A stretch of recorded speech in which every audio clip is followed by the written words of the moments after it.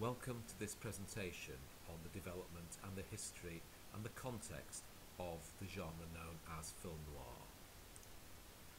Where does the term originally come from? Well, it literally means black film, and as you can see, it's a French term. The reason for this is due to the fact that a large number of Hollywood films were directly imported into France after the Second World War. Remember that France had been occupied by the Nazis, German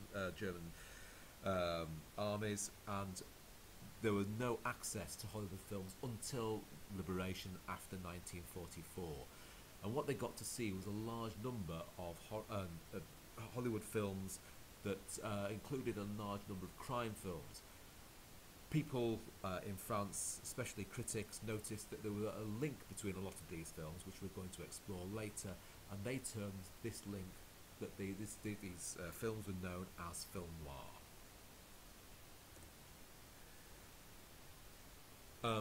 One of the things that linked a lot of these films was that there was often violent narratives, and there were very interesting stylistic patterns. The narratives were very similar, as we're going to explore later, and the style was also very similar. Many of the films will often reflect the nature or tone of the style and content of the films themselves, such as Dark Passage, The Naked City, and Fear in the Night. What were the origins, though?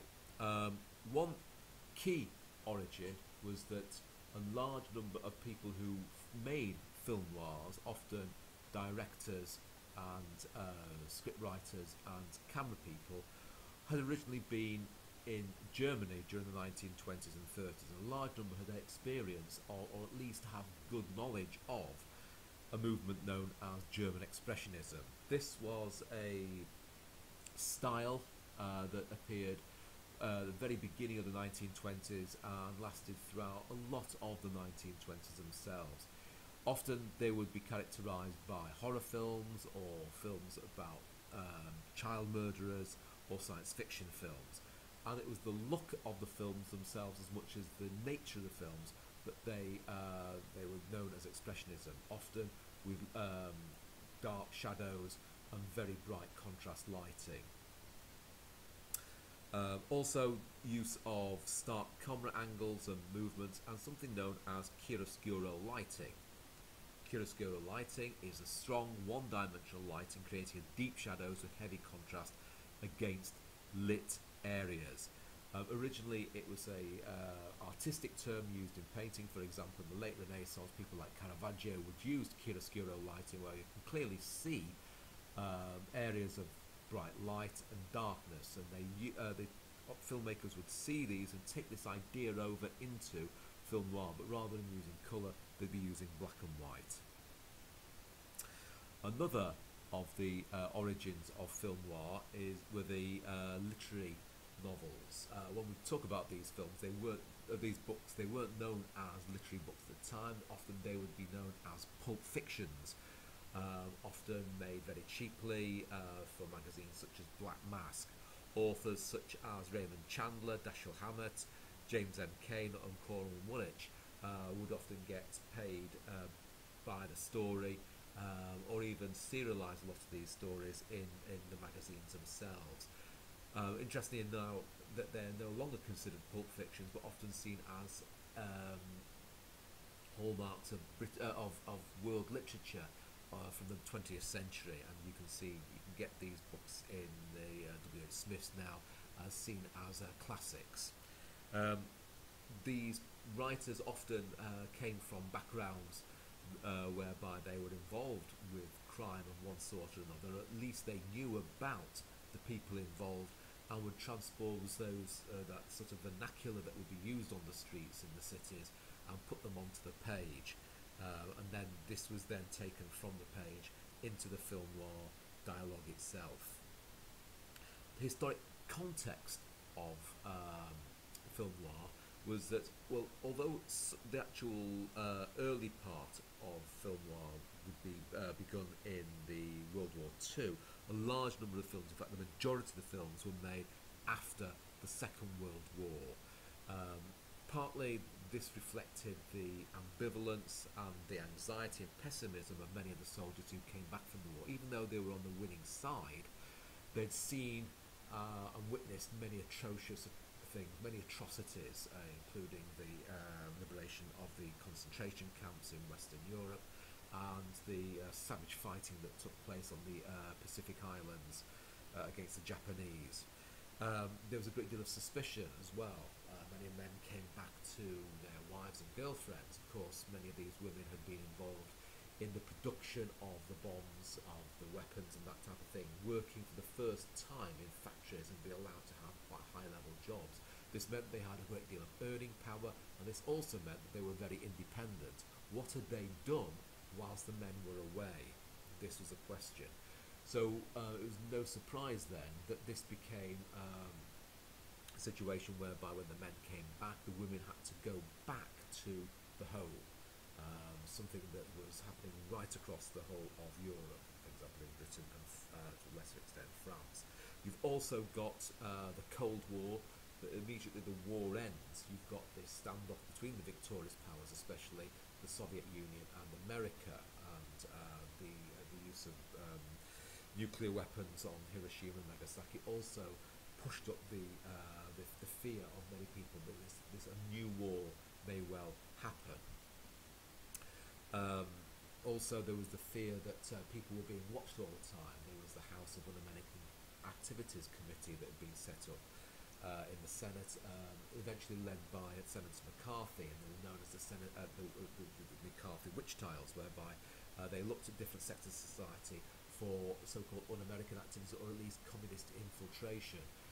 Eventually, McCarthy turned his gaze on Hollywood, and it was very much that he believed that there was communist infiltration there, and many people were brought forward to these committee hearings, and many of them lost their jobs, many of them their livelihoods, and had to leave Hollywood. In fact, many left America altogether. And Kaplan and the feminist scholars saw the fact that many men were coming back, as quite problematic, because they were trying to reimpose patriarchal values. And what we see happening in film noir is that there is it becomes a terrain of fight, whereby it's the issues to do with men coming back and trying to reimpose this new order, and the old order, the order that women felt that they had regained, the power they had gained from being working in the factories and that type of thing. This was seen as a terrain of fight through the films themselves, an investigation of women as much as anything. Mentioned things like the possibility of nuclear annihilation. Also, in terms of existentialism, especially coming in through Europe, the idea that God doesn't exist, that somehow we had to make our own judgments and our own values in a godless and cold universe. And of course, psychoanalysis, Freudian themes, dreams, sexuality, all of these, this interior monologues, voiceover, narration, all come through in film noir. As a result, the early film noirs were often detective thrillers and derived from the crime and gangster films of the 1930s, such as Little Caesar, Public Enemy and Scarface. Many of them were to do with gangsters in the early days, such as They Drive By Night and Key Largo. How did it fit in with the production context? Well, a lot of these films would be B films. B films would often accompany A films. A films would be a much more higher budget, quite often in colour, often have recognisable stars. B movies had none of those things. They were made in black and white, relatively short, cheaply made, and had no star value. Due to the fact that there was a great deal of violence and often sexual innuendo in these films, the Hays Office were notified, and so a lot of the sexual innuendo had to be brought in much more carefully. If you watched a lot of the films to do with just the way people talk, the way people look at each other, and the mise en scène would be very suggestive, and this is how they got around the Hays Code. We normally think of the films starting around about 1950 with 1940, Stranger on the Third Floor, and probably the most famous early one would be Maltese Falcon by John Huston in 1941. Some people actually see that the fact that these were B movies created the look of noir, that the fact that they had this chiaroscuro lighting was down not just because of artistic reasons, but because that they had to look like that. They didn't have a great deal of money for lighting. They only had often one or two lights, and so they created this look with these one or two lights. The style, as I said before, was often criminal. These are often seen as crime movies. They were violent, quite often misogynistic and hard-boiled. You actually often have, rather than heroes, these are anti-heroes, people who are sucked into the crime itself. Quite often they have no way of escape.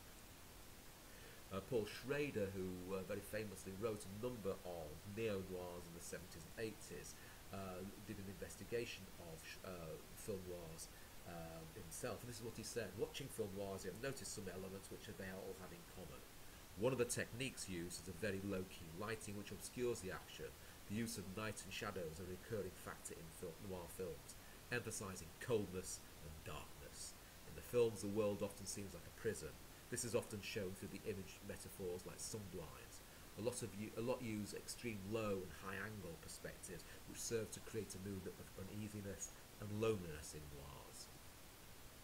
Key characters we see in film noirs are the detective, the lone wolf detective, who is on an investigation quite often to find a woman. These would be corrupt characters, or at least